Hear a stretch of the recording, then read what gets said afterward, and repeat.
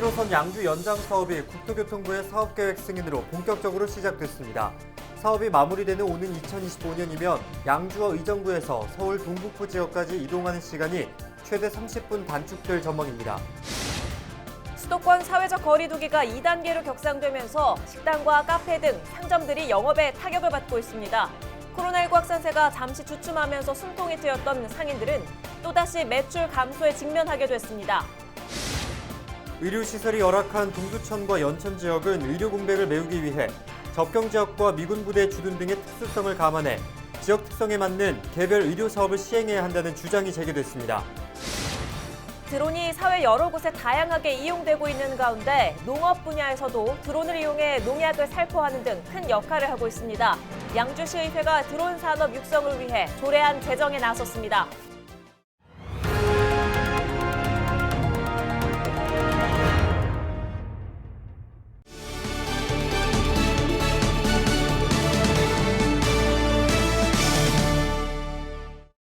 여러분 안녕하십니까? 헬로티비 뉴스입니다. 앞으로 5년 뒤 7호선을 타고 양주까지 갈 수 있는 시대가 열립니다. 국토교통부가 7호선 양주 연장 사업 계획을 최종 승인했는데요. 이 사업이 마무리되면 양주와 의정부에서 서울 동북부 지역까지 이동하는 시간이 지금보다 최대 30분가량이 단축될 전망입니다. 이지훈 기자입니다. 국토교통부 대도시권 광역교통위원회는 지난 23일 7호선 도봉산-옥정 광역철도 건설 사업 계획을 승인했습니다. 해당 사업이 논의된 지 10여 년 만입니다. 총 사업비는 7,500억여 원. 7호선 도봉산역에서 장암역과 탑성역을 거쳐 양주시 고읍지구까지 총 15.1km 구간을 단선 전철로 연결합니다. 전 구간을 3개 공구로 나누어 건설하는데 탑성역에서 양주 시계를 잇는 이 공구는 지난해 말 이미 착공에 들어갔습니다. 경기도는 나머지 구간 공사를 맡은 시공사를 선정해 올해 말부터 공사에 착수한다는 계획입니다. 전 구간 건설이 완료되는 시점은 2025년 말. 앞으로 5년 뒤엔 7호선을 타고 양주까지 가는 시대가 열리는 겁니다. 경기도 양주시에서 노원구까지 도로교통수단보다 한 30분가량 단축되는 효과가 있습니다. 7호선 효과는 이미 부동산 시장에서 나타나고 있습니다. 시장에선 7호선 프리미엄으로 불리고 있습니다. 의정부의 한 아파트, 7호선 탑성역이 들어서는 곳에서 가장 가까운 곳에 있습니다. 가격이 오를 거란 기대감에 집주인들은 매물을 거둬들였습니다. 거기 지금 물건이 한 개도 없어요. 물건이 없어요. 한 8천 넘은 것 같은데요. 양주 옥정 신도시 역시 7호선 후광을 기대하고 있습니다. 이 지역은 특히 최근 부동산 규제 지역에 포함되면서 여론이 좋지 않았는데 간만에 들려온 희소식이라는 반응입니다. 올해 안으로 일단 착공을 한다니까 너무 기분이 좋고 약속대로 지켜졌으면 좋겠어요. 이런 가운데 7호선은 양주에 이어 포천까지 연결될 계획인데 포천까지 가는 노선은 현재 기본 계획 수립 단계에 있습니다. 헬로티비 뉴스 이지훈입니다. 의정부와 연천군의 군부대에서 코로나19 확진자가 나왔습니다. 의정부의 한 육군부대 간부는 민간인 확진자와 접촉한 뒤 감염된 것으로 알려졌습니다. 또 연천의 육군병사는 훈련소 입소 시 입영장정 대상 진단검사에선 음성이 나왔지만 이후 증상이 나타나 재검사에서 코로나19 양성 반응을 보인 것으로 알려졌습니다. 이들을 포함해 25일 기준 군부대 내 코로나19 추가 확진자는 모두 4명입니다. 80%를 유지하던 경기도의 코로나19 중환자 병상 가동률이 70%대로 떨어지면서 중환자 수용에 다소 숨통이 트였습니다. 경기도는 코로나19 환자가 늘면서 중환자 병상도 9개만 남게 되자 입원 중인 중환자 가운데 일부를 일반 병상으로 옮겼습니다. 이에 따라 중환자 병상은 49개 중 35개가 채워져 71%의 가동률을 보이고 있고 남은 병상은 9개에서 14개로 다소 여유를 찾았습니다. 경기도는 앞으로 중환자가 더 늘어날 것에 대비해 추가 병상 확보에 나설 예정입니다. 2주간 수도권에서는 사회적 거리 두기 2단계 조치가 시행됩니다. 카페는 포장이나 배달로만 이용할 수 있고 식당도 밤 9시 이후에는 매장 내 식사가 금지되는데요. 코로나19 확산세가 잠시 주춤하면서 그나마 숨통이 트였던 상인들은 또다시 매출에 큰 타격을 입게 됐습니다. 김진재 기자입니다. 카페가 모여있어 평리단길이라고 불리는 인천 부평구의 한 거리. 손님이 한창 몰릴 평일 점심시간이지만 카페 안은 텅 비었습니다. 일부 카페는 아예 영업을 하지 않는다는 안내문을 붙이기도 했습니다. 24일부터 수도권의 사회적 거리두기 2단계 조치가 시행되면서 카페에서는 매장 내 음료 섭취가 금지됐기 때문입니다. 특히 지난 8월과 9월 프랜차이즈 카페에만 적용됐던 사회적 거리두기 2.5단계 조치와 다르게 이번에는 개인 카페들도 시행 대상에 포함됐습니다. 매장에서 음료를 마시고 가는 손님들이 대다수인 카페들은 또다시 코로나19가 확산하자 생계를 걱정하고 있습니다. 90% 이상 원래 먹고 가시는 분이 많죠. 어차피 없을 거 아니까 아예 그냥 쉬는 경우도 많고 뭐 쓰던 직원이나 뭐 알바도 2주 동안은 못 나오게 되는 상황이죠. 지금. 웨딩업계도 상황은 비슷합니다. 결혼식장의 경우 대부분 식대를 통해 수익을 내는 구조.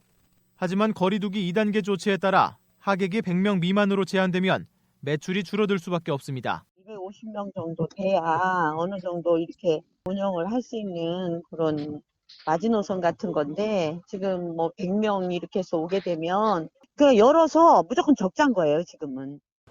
식당과 학원, 어린이집 등 지역사회 곳곳에서 확진자가 발생하다 보니 시민들도 감염 우려에 외출을 자제하고 있는 상황. 올 초부터 코로나19로 매출에 직격탄을 맞은 상인들은 혹여나 인건비와 임대료마저 내지 못해 가게 문을 닫게 될까 걱정하고 있습니다. 세네 군데가 문을 닫았어요. 그리고 지금 또 닫을 예정으로 막 돼 있던 집도 있을 정도로 현재도 겨우겨우 버티고 있는 중인데 이게 또 이제 여기서 또 격상이 더 된다든지 그렇게 되면은 굉장히 더 힘들겠죠. 잠시 주춤했던 코로나19가 또다시 확산하면서 하루하루 생계를 이어가야 하는 상인들의 씨름이 깊어지고 있습니다. 헬로티비 뉴스 김진재입니다. 의료시설이 열악한 동두천과 연천은 지역 특성에 맞는 개별 의료 지원 사업이 필요하다는 주장이 제기됐습니다. 경기도의회 보건복지위원회 유광혁 의원은 보건건강국 예산안 심사에서 양주와 연천은 의료시설 부족과 전문의 확보 부족으로 의료 공백과 재정 부담이 높아졌다고 밝혔습니다. 특히 동두천 중앙성모병원은 공공병원이 아니지만 의료기관 부족에 따른 응급실 운영으로 매년 10억 원 이상 적자가 발생한다고 덧붙였습니다. 이에 따라 동두천과 연천은 접경지역과 미군 부대 주둔 등의 특수성을 감안해 지역 특성에 맞은 개별 의료 지원 사업을 공모해 의료 공백을 메워야 한다고 주장했습니다.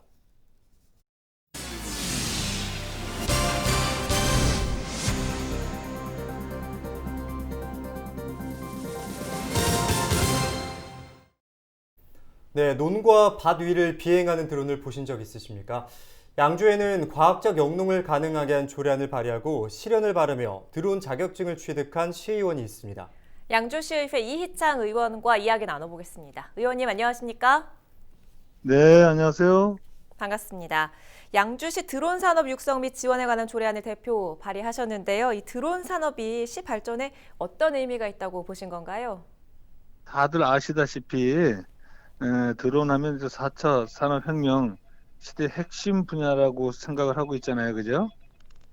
그래서 양주시 그 지속가능한 그 성장 동력으로 양성하고자 드론 산업의 육성 및 지원에 관한 사항을 규정하여 지역 경제 활성화에 이바지하고자 드론 산업 육성 및 지원에 관한 조례를 발의하게 되었습니다.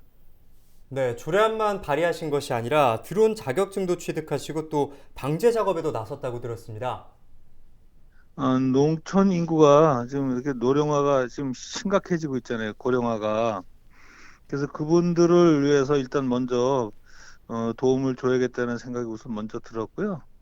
그래서 이제 작년에 이제 지금 드론 자격증을 이제 신청을 해서 올 8월 10일 날 제가 자격증을 취득을 했거든요. 그래서 이제 우리 동호인들하고 해서 일단은 양주의 농가들, 콩농가들, 또 벼 농가들 그런 분들을 해서 은연, 남면 이렇게 해서 그 농업이 많은 그런 지역을 제가 이제 매주 이렇게 시간 내서 방제를 해줬어요. 그분들이 병충해가 올해 특히 비가 많이 왔잖아요. 병충해가 많이 발생하는데 이렇게 좀 어떤 방제하는데 당신이 직접 못하면 타 기관이나 이런 쪽에서 의뢰해서 방제를 하다 보면 시간을 기다리고 그래야 되잖아요, 그죠? 그래서 방제 시기를 놓치는 그런 그 사례도 있고 그래서 그런 부분들 노령화 되신 분들을 중심으로 해서 제가 좀 해드렸어요. 네, 농업 현장에서도 굉장히 반기는 분위기였을 것 같은데 현장이 어떻던가요? 너무 좋아하죠. 왜냐면 그분들이 막말로 한 반나절 하루씩 뿌려야 될 거를 저희들은 뭐 한 30분이면 다 뿌려버리니까 또 효과가 좋잖아요. 드론을 하게 되면은 프로펠러가 이제 돌면서 와류 현상이 일어나면서 농작물의 그 잎 뒷면에다 농약을 묻혀주거든요. 그래서 그 확실한 효과를 보여줌으로써 농가들이 너무 좋아하고 내년부터는 어떤 농약이나 또 이렇게 저 방제 사업비를 시하고 농협이 같이 공동으로 부담을 해서 농가들의 힘을 덜어주게 하기 위해서 제가 사업도 좀 신청도 하고 그러라고 이렇게 많이 가르쳐줬더니 너무 좋아하시더라고요. 농가뿐만 아니라 옥정공원에도 드론을 날리셨던데요. 옥정공원에도 드론을 띄운 이유에 대해서도 한번 들어보겠습니다.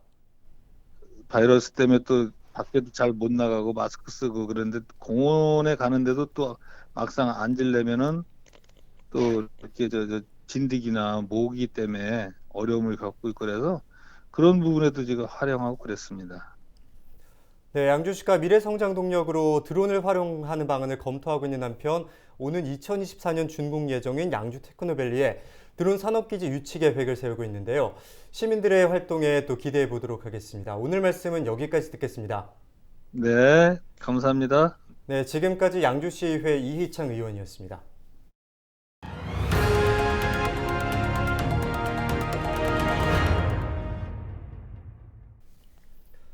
경기 지역 퇴직 소방관이 어르신들을 위한 안전지킴이로 변신했습니다. 노후 주택에 홀로 사는 어르신들을 위한 안전 점검 활동을 진행하고 있는 건데요. 실제 화재를 예방한 사례가 나타나면서 관심을 모으고 있습니다. 최창순 기자입니다. 홀로 사는 85세의 조동석 할아버지. 지난 8월 가스불에 음식물을 올려놓고 안방에서 잠깐 잠이 들었습니다. 하마터면 대형 화재로 이어질 뻔한 상황에서 할아버지를 구해준 건 하루 전 안전지킴이가 설치해주고 간 화재 감지기였습니다. 따끔하게 깜빡할 때가 많아요. 아주. 그런데 이렇게 해줌으로써 보통 시키는 게 아니에요. 아주 이유지도 들었을 줄로 아는데 참 정말 고마운 거예요. 제가. 경기 지역에서는 퇴직한 소방관이 홀몸 어르신 세대를 방문해 각종 안전 서비스를 제공하고 있습니다. 노후 주택인 경우가 많아 각종 안전 상태를 점검하고 안전 교육을 해줍니다. 소화기와 건강약품 등 안전용품도 나눠줍니다. 아무것도 없는 것보다 저런 걸 하나 달아놓으면 조금 마음의 위안이 됩니다. 올해 초 소방청의 화재 취약 실버 세대 안전지킴이 사업에 경기도가 선정. 도는 퇴직 소방 공무원 5명을 선발해 홀몸 어르신 600여 명을 대상으로 사업을 진행 중입니다. 30년 동안 이제 안전을 담당하는 일을 쭉 해왔는데 이 일을 퇴직 후에도 제가 이렇게 사회에 공헌할 수 있다는 이런 거에 보람을 느끼고 긍지를 갖게 됩니다. 화재 취약 실버 세대 안전지킴이들은 지난 8월부터 3개월 동안 단독 경보용 감지기 500여 대를 설치하고 소화기 400여 개, 건강의약품 1000여 개를 전달했습니다. 경기슈TV 최창순입니다. 유효기간이 지났거나 처방전 없이 의약품을 판매한 업체들이 경찰의 무더기로 적발됐습니다. 경기도 특별사법경찰단은 지난 10월 26일부터 닷새간 약국과 한약국 등 360곳에 대해 수사를 벌인 결과 58곳에서 59건의 불법 행위를 적발했다고 밝혔습니다. 적발 유형별로는 유효기간이 지난 의약품 판매가 34건으로 가장 많았고 처방전 없이 의약품 판매 13건, 비규격 한약재 판매 6건 등이었습니다. 약사법에 따라 유효기간이 지났거나 처방전 없이 의약품을 판매하면 1년 이하의 징역이나 1,000만 원 이하의 벌금에 처해집니다. 헬로티비 나라뉴스가 준비한 소식은 여기까지입니다. 저희는 언제나 여러분과 함께하겠습니다. 지금까지 시청해주신 여러분 고맙습니다.